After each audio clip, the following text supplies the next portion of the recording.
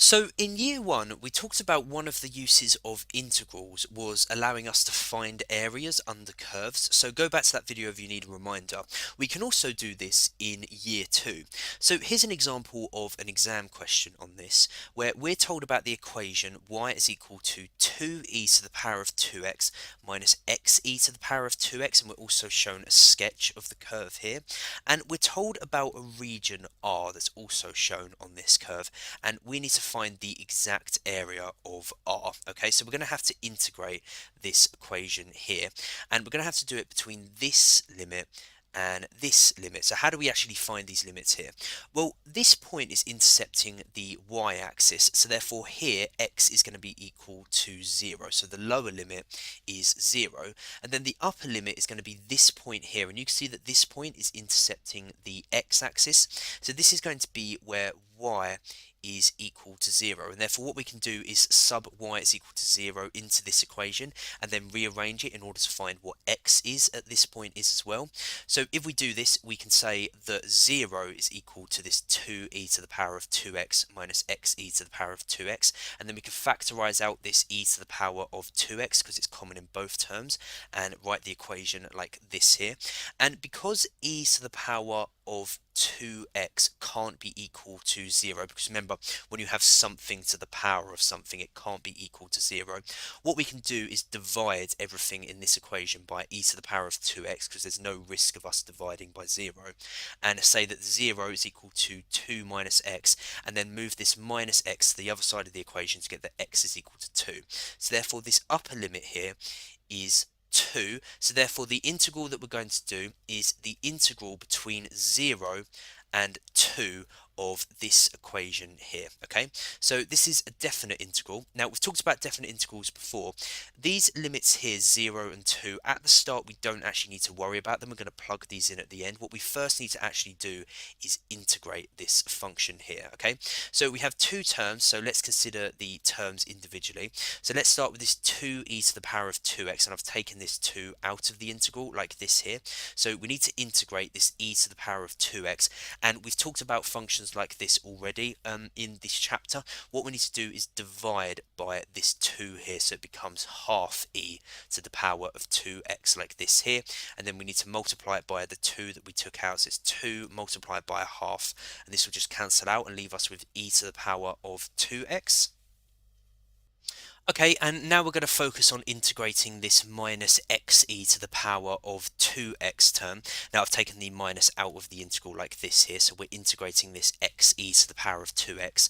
And as we have these two functions that are multiplied together, we're going to use integration by parts. Now I've already done a video on integration by parts in year 2 integration, so go back to that video if you need a reminder on how it works. I've given you the formula for integration by parts down here because it's given to you in the formula booklet, so you'll have access to it in the exam. But essentially with integration by parts, we're going to call one of these functions u, and then we're going to differentiate this, and we're going to call the other function dv over dx, and then we're going to integrate this. And I talked about this in the video. When one of the functions is x, we almost always call this one u, and then we differentiate this x, and then we call the other function the dv over dx. So in this case, the e to the power of 2x, and then we integrate this. So if we differentiate this u is equal to x, it would be du over dx is equal to, then when you differentiate x you get 1, and then this dv over dx equal to e to the power of 2x. We're going to integrate this, so it becomes v is equal to, and when you integrate e to the power of 2x, as we've already mentioned, it becomes half e to the power of 2x. So therefore the integration by parts formula is uv, so u is equal to x and v is equal to half e to the power of 2x. So uv is going to be half x e to the power of 2x like this here, and then it's going to be minus v du over dx. So v is this half e to the power of 2x, and du over dx is 1, so therefore when you multiply these together, it's just going to be half e to the power of 2x. Again, I've taken this half out of the integral here as well, and remember to include this minus here that we took out of the integral like this here, and multiply the entire thing by it. So we can simplify this, because this integral of e to the power of 2x, as we've already mentioned, is equal to half e to the power of 2x like this here, and then minus minus a half multiplied by a half is equal to minus a quarter, like this here. And then we're going to expand this bracket here with the minus 1, so it's going to become minus a half x e to the power of 2x plus a quarter e to the power of 2x. Okay, so overall, this integral is going to be these terms added together. So it's going to be this e to the power of 2x minus half x e to the power of 2x plus a quarter e to the power of 2x, and then add this plus c on the end as well. So now what we need to do finally is actually plug in these limits here of 0 and 2, which if you do this, you kind of get this really horrible long expression here that I can't even really fit on the page. So I'm going to break it down slowly. So we've got this e to the power of 2 times 2, so it's going to be e to the power of 4. We also have this e to the power of 2 times 2 here as well, which is also e to the power of 4. And then we've got minus a half multiplied by 2, which is going to cancel down to minus 1 like this here. So it's going to be minus e to the power of 4. Again, we've got this e to the power of 4 here multiplied by a quarter like this here. And then it's going to be minus, and then we've got this 2 times 0, which is 0. So we've got e to the power of 0, which is going to be 1. And this term here is going to cancel out because we're multiplying it by 0. So this term's not going to be here. And then we've got this quarter times e to the power of 2 times 0, which is going to be e to the power of 0, which is 1. So this is just going to be a quarter like this here. We can do some cancelling down here because we've got e to the power of 4 minus e to the power of 4. So these are going to cancel out. And then we've got this quarter e to the power of 4. And then we've got this minus 1 minus a quarter, which is equal to minus 5 over 4. So this here is the final answer. We've got it in the form here that they asked for, this quarter e to the power of 4 minus 5 over 4. Okay, so here's another past exam question that involves finding an area under a curve. Okay, so for this question here, we have the equation y is equal to p minus 3x over 2x minus q, x plus 3, and we're told that it passes through the point 3/2, and we're also told that it has two vertical asymptotes with equations x is equal to 2 and x is equal to minus 3. And for the first part of A, we need to explain how we can tell that q is equal to 4, so q is this constant here, and this is because we're told about this here, that there are two vertical asymptotes with equations x is equal to 2 and x is equal to minus 3. Now, you should have learned about asymptotes back in year 1 of chapter 4 when you were talking about reciprocal graphs, but essentially asymptotes are really, really common when you have equations that are fractions like this here and you have denominators, and asymptotes exist for certain values of x. So in this case, x is equal to 2 and x is equal to minus 3. For when you sub in these x values, the denominator is equal to 0, and therefore you're going to be dividing by 0. Remember, you can't do that, so therefore asymptotes are going to exist here. And as in the denominator here, we have these two things that are multiplied together. This denominator is going to be equal to 0 when either this bracket is equal to 0, so x plus 3 is equal to 0, or this bracket 2x minus q is equal to 0.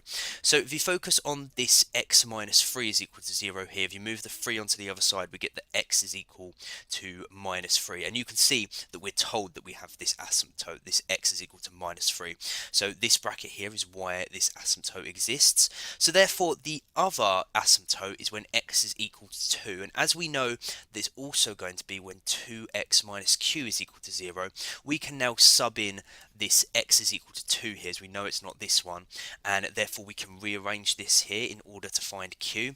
So therefore 2 times 2 is 4 like this, it's going to be 4 minus q, and then we can move the minus q onto the other side to get that q is equal to 4.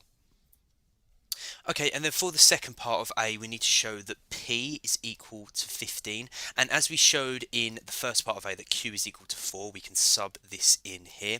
And because we're told that the point 3 and then half lies on the curve, what we can do is we can sub this into this equation here with x as 3 and y as half, and therefore we can rearrange in order to find p here. So that's what I've done here, and then we can simplify this because we've got 2 multiplied by 3 in the denominator here, which is 6, and then minus 4, which is 2, and then 3 plus 3 here is 6 like this. It's going to be 2 times 6, and then 3 times 3 up here is equal to 9, so therefore this is going to be p minus 9 up here, and then 2 times 6 is 12 like this here. So we're left with this equation here. So if we multiply both sides by 12, this denominator here will cancel out, and then a half multiplied by 12 is 6, and then move this minus 9 onto the other side, so we get the p is equal to 15. Okay, and then for part B, we're shown this sketch of the curve here, and we're told about this region R that lies underneath the curve and is bound by this line here, which is x is equal to 3, and this point here where this curve intercepts the x-axis, and we need to find the exact value of the area of R, and we need to show that it can be written in the form a natural log of 2 plus b natural log of 3, and we need to find what a and b are. Okay, so as R is underneath this curve here, we're going to be integrating this equation that we found in part A. So what are the limits going to be? Well, the lower limit is going to be this 3 here, because we're told that it is bound by this line here, x is equal to 3, and the upper limit is going to be the x coordinate of this point here where the curve intercepts the x-axis, and as it's intercepting the x-axis, this is going to be where y is equal to 0. So what we can do is plug y is equal to 0 into this equation here, and then rearrange it in order to find the x coordinate at this point here. So if we do that, so it's going to be 0 is equal to this equation here, and then if we multiply everything by this denominator here, so it cancels out, it's just going to leave us with 0 is equal to 15 minus 3x. Move the minus 3x onto the other side, so we get that 3x is equal to 15, and then divide both sides by 3, so we get that x is equal to 5. So therefore the x coordinate here is 5, so therefore this is going to be the upper limit. So therefore we are going to want to solve the integral from 3 to 5 of this equation here. Okay, so let's solve this. So this is a definite integral with these limits, and as we talked about before, these limits, we don't need to worry about them at the start. We're going to plug these in at the end. What we first need to do is actually focus on integrating this function here, and this here, the way we're going to integrate it is we're going to split it up into partial fractions. So go back to the last video if you need a reminder of how we integrate using partial fractions. We're going to split this up into 2 partial fractions because we have 2 brackets in the denominator here. One of the partial fractions is going to have this denominator of 2x minus 4, and the other one is going to have this x plus 3, and we need to find the numerators here, a and b. So here what we're going to do, the first step is we're going to multiply this entire equation by this denominator here. So we're going to multiply all the terms by these 2 brackets, 2x minus 4 and x plus 3. So this will cancel out this denominator here and leave us with 15 minus 3x. This term here, the 2x minus 4 denominator, will cancel out with this bracket to leave us with a multiplied by x plus 3. And then this denominator here will cancel out with this bracket to leave us with b multiplied by 2x minus 4, like this here. Now from here there's 2 ways that you can solve for a and b. You can either use substitution or you can equate the coefficients. I'm going to use substitution. So if we focus on this x plus 3 bracket first, we want this x plus 3 to be equal to 0, so therefore we're going to make the substitution that x is equal to minus 3. So if we let it x equal to minus 3, this term will cancel out and just leave us with these 2 terms here. Then we're going to sub in x is equal to minus 3 as x here, like this. We can simplify this because minus 3 multiplied by minus 3 is plus 9, and then 15 plus 9 is 24. And then this bracket here, 2 multiplied by minus 3 is minus 6, and then minus 6 minus 4 is equal to minus 10, so it's going to be minus 10b. Then divide both sides by minus 10, so we get the b is equal to minus 12 over 5. And then we're going to focus on this bracket here, this 2x minus 4. And we want this to equal 0, so 2x is equal to 4. Divide both sides by 2, so x is equal to 2. So we're going to make the substitution x is equal to 2. So this term here is going to cancel out and just leave us with these 2 terms here, which we're going to sub in x as 2. And then 3 times 2 is 6, and then 15 minus 6 is equal to 9. And 2 2 plus 3 is 5, so this is going to be 5a. Then divide both sides by 5, so we get that a is equal to 9 over 5. So we found what a and b are, so therefore we can write this function here as these partial fractions here. Okay, so we've shown that we can split this fraction up into these two partial fractions, so therefore we can rewrite this integral here as the integral of these partial fractions here, and then this is useful to us because we have these two terms here that we're able to directly integrate. So if we consider them individually, so let's start with this 9 over 5 over 2x minus 4. As 9 over 5 is a constant, I've taken it out of the integral like this here. So we're focusing on this integral of 1 over 2x minus 4. Now, we talked about how to integrate stuff like this in the integrating f of ax plus b video, so go back to that if you need a reminder. But this here, 1 over 2x minus 4, is of the form 1 over x here. We've just substituted out this x here for the 2x minus 4. So it's going to be a similar result when we integrate it, this natural log of the modulus of x, except we're going to replace it with this 2x minus 4. So it becomes the natural log of this modulus of 2x minus 4 instead. But remember that with this we also have to divide it by the coefficient of x here, which is 2. So it's going to be half, and then this natural log like this here. And then we can simplify this because remember this 9 over 5 that we took out, we can multiply these two terms together, so it's going to be 9 over 10 like this here, and then this natural log of the modulus of 2x minus 4. And then if we focus on this minus 12 over 5 over x minus 3, again I've taken the 12 over 5 out of the integral like this here. This integral of 1 over x plus 3 is also just going to be the natural log of the modulus of this x plus 3. We also need to divide it by the coefficient of x, but as the coefficient here is 1, we don't need to worry about it, it doesn't make a difference. So it's going to be minus 12 over 5 and then this natural log here. So therefore this entire integral is going to be these terms added together. So it's going to be this expression here, and then remember the plus c on the end.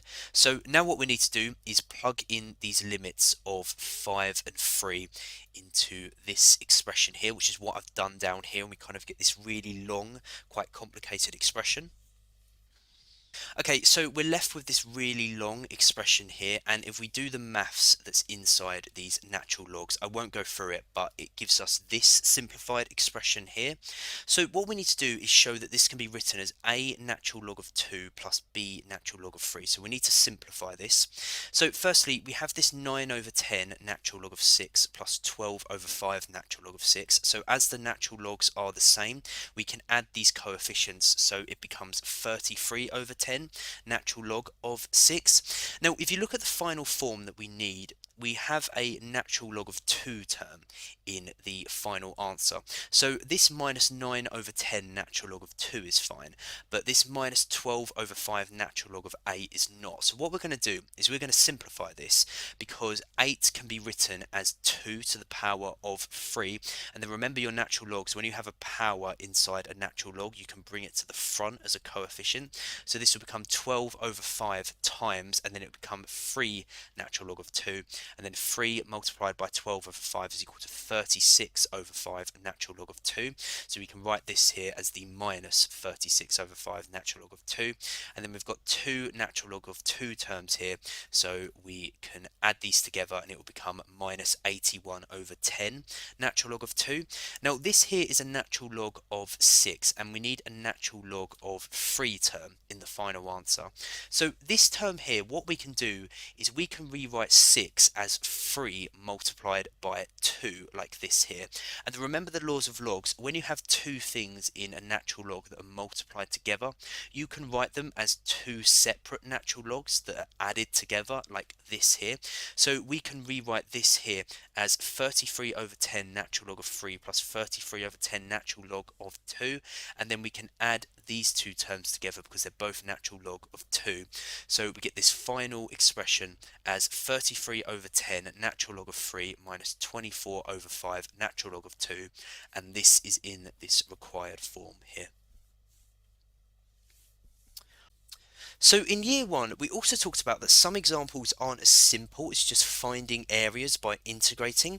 Sometimes there could be other shapes involved as well that we also need to find the area of, and then we need to either subtract these or add these to the areas that we found via integration. So here's an example of a question like this. So we're given this sketch here, and part of this sketch is this curve C here that has the equation y is equal to x natural log of x, and we're told about this line L here that is the normal to C at the point P, and this point P is here, and it has the coordinates E like this here. And we're told about this region R that is enclosed by this curve here, this line here, and the x-axis, and we need to find the exact area of R, okay? Okay, so there's 10 marks available in this question and there's a lot going on. So what we're going to do is expand this section of the diagram here in order to better show what's going on.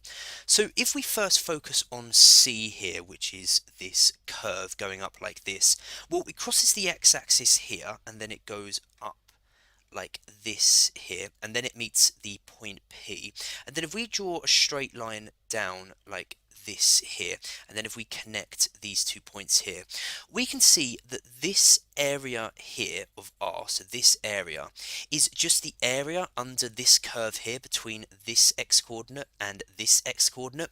So to find this area here, we can use integration for this curve here.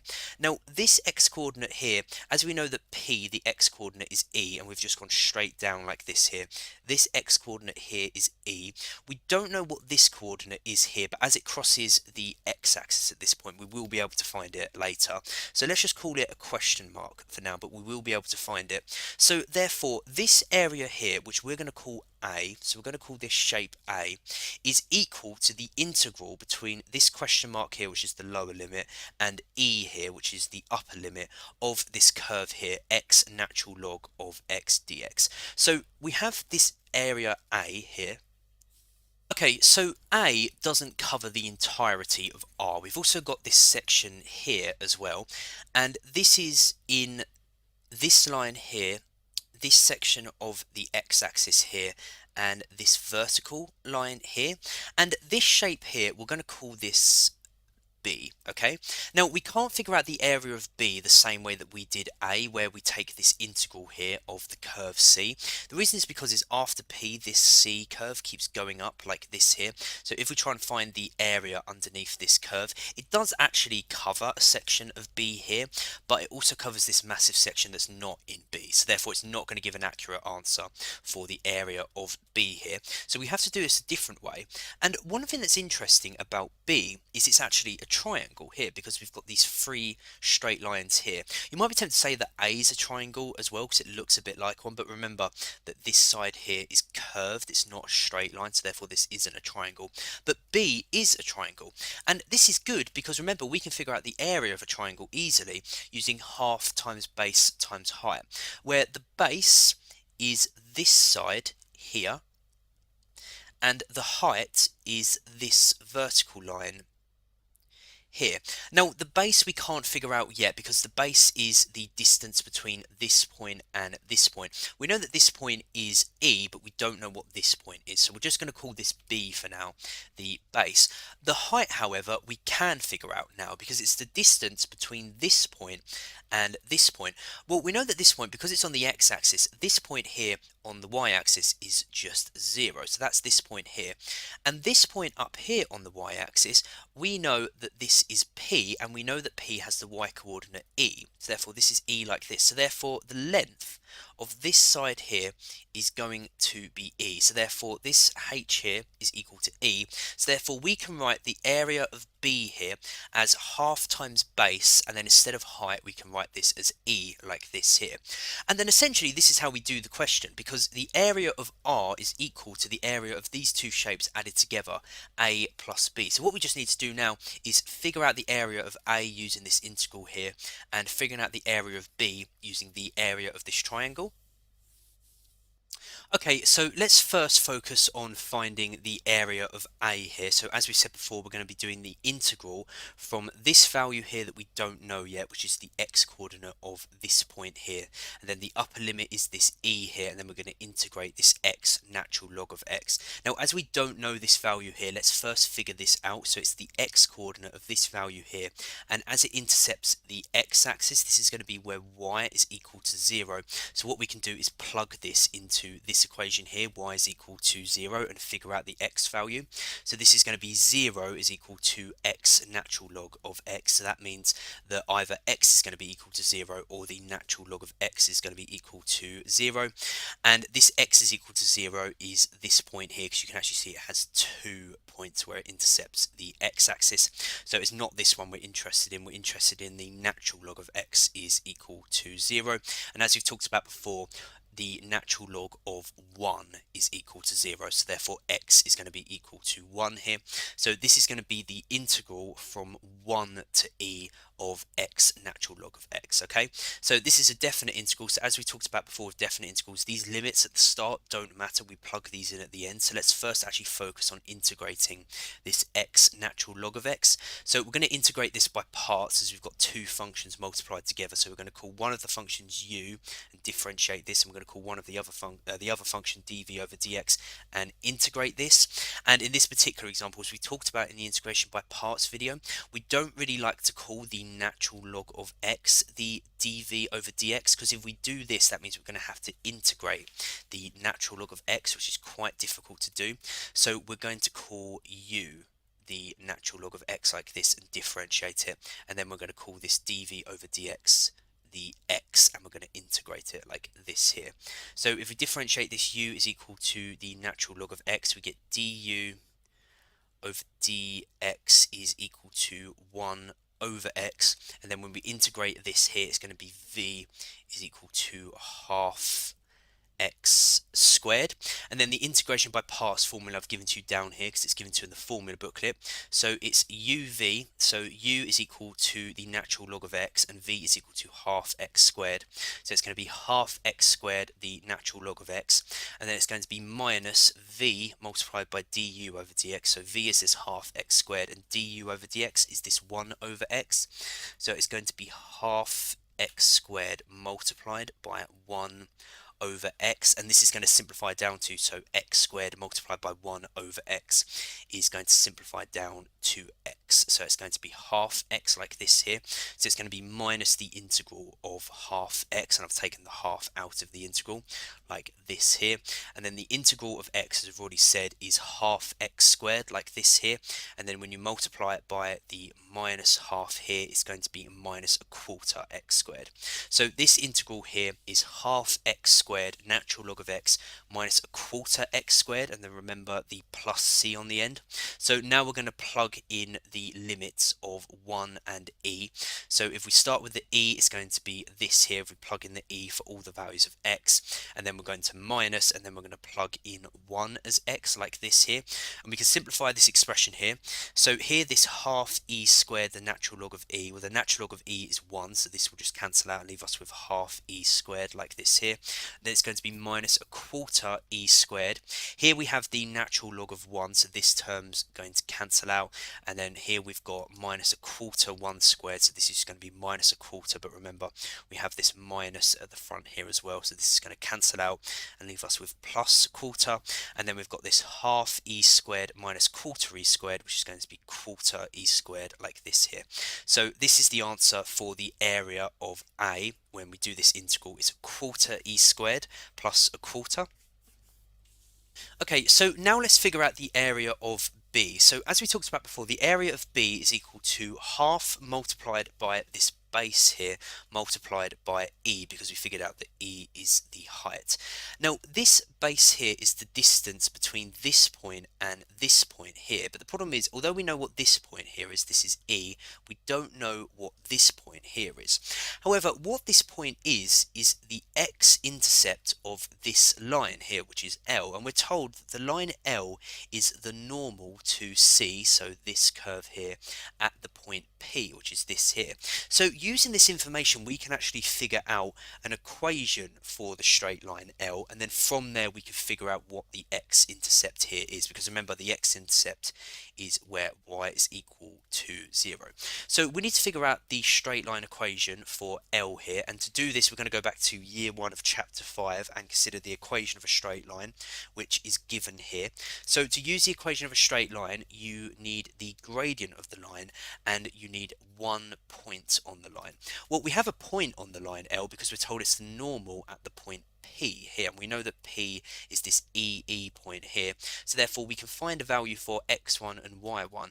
All we need is the gradient of L, and we can also figure this out because we're told that the line L is the normal to C at the point P.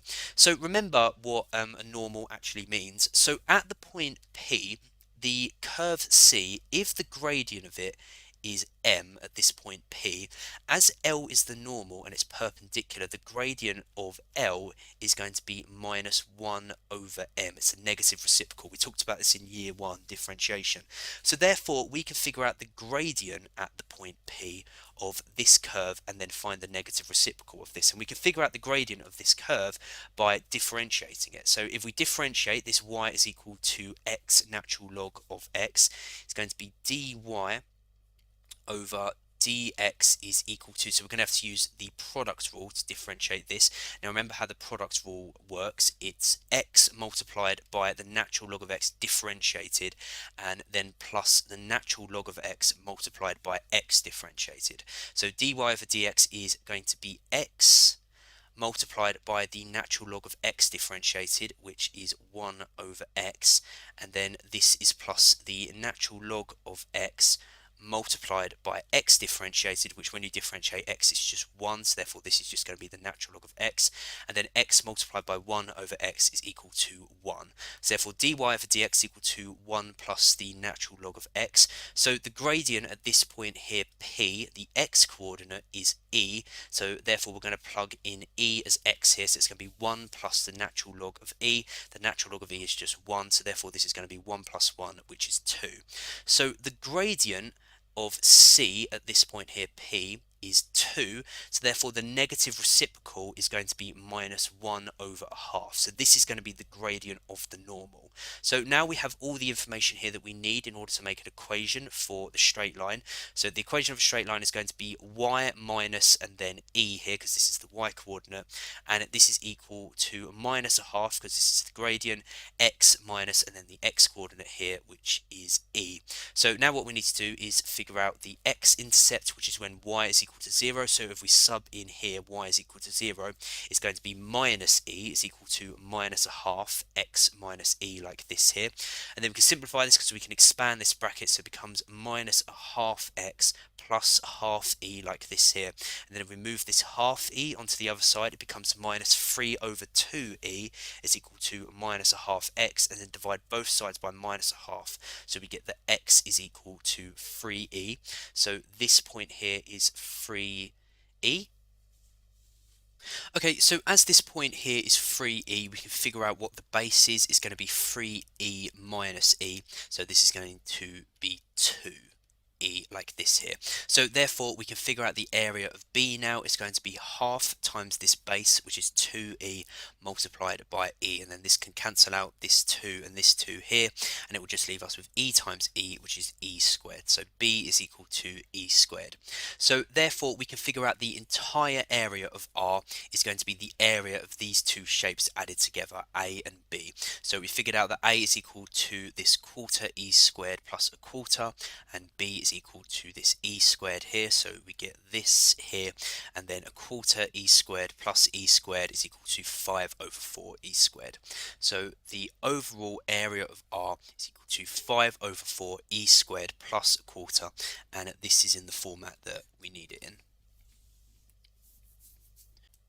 Okay, so very finally, one new thing in year two that you didn't need to know in year one is finding the area between two curves. Now, this isn't necessarily harder than anything else you've covered, in my opinion, but it can be quite long as you need to figure out two different integrals, and as a result, I think it can be worth a lot of marks as well. Now, annoyingly, no past paper examples exist of this yet, as I think it's something they've only added in the new specification. They haven't got around to asking it yet.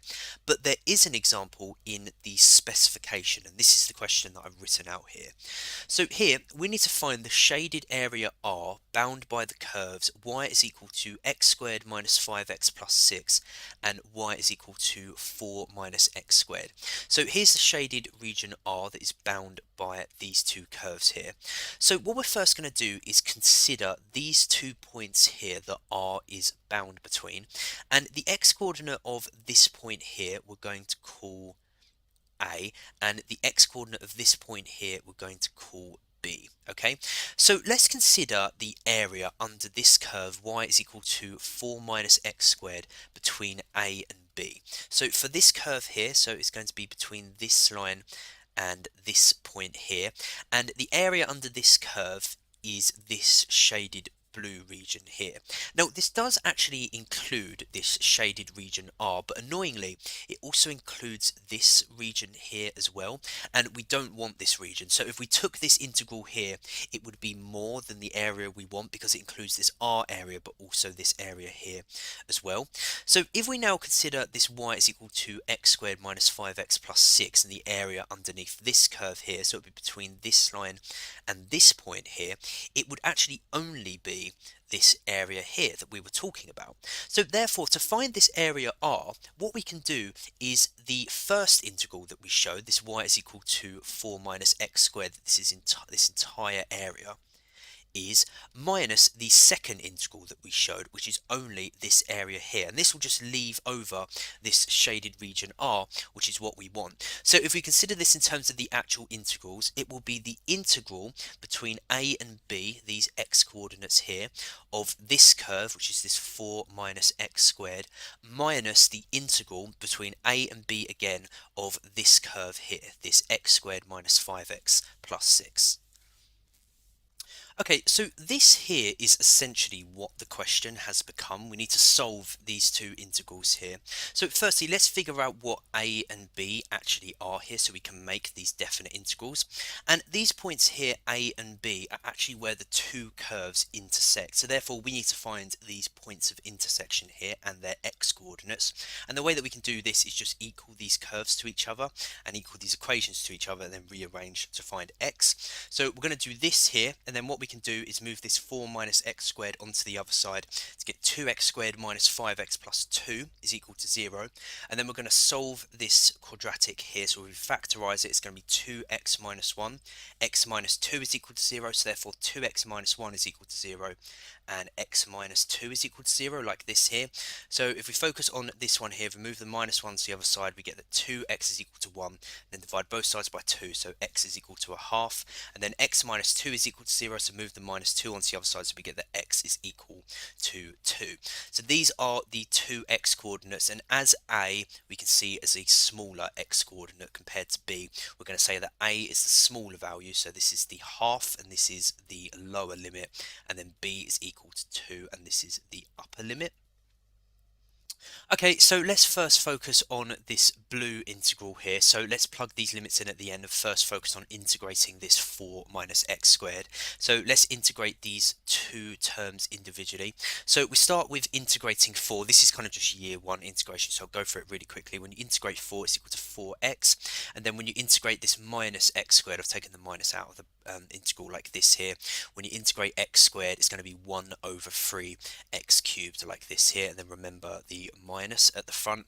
So therefore this integral here is going to be these terms added together, so it's going to be 4x minus 1 over 3 x cubed, and then this plus c here. So now we're going to plug in the limits of 2.5 for x, which is going to look like this here, and then if you put this into a calculator, it's equal to 27 over 8. Okay, and now let's focus on this other integral, this x squared minus 5x plus 6. So let's consider these terms individually. When you integrate x squared, you get 1 over 3x to the power of 3. When you integrate minus 5x, again, I've taken the minus 5 out of this integral, it's equal, so when you integrate x, it's equal to half x squared. And then when you multiply it by the minus 5, it's going to be minus 5 over 2x squared.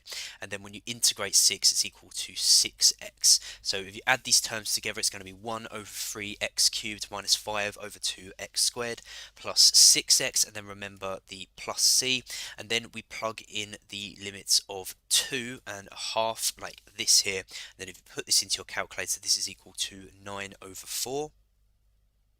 Okay, so we found both of these definite integrals here, so all finally now we need to do is 27 over 8 minus 9 over 4, which if you put into a calculator is equal to 9 over 8, and this is the final answer here. This is the area of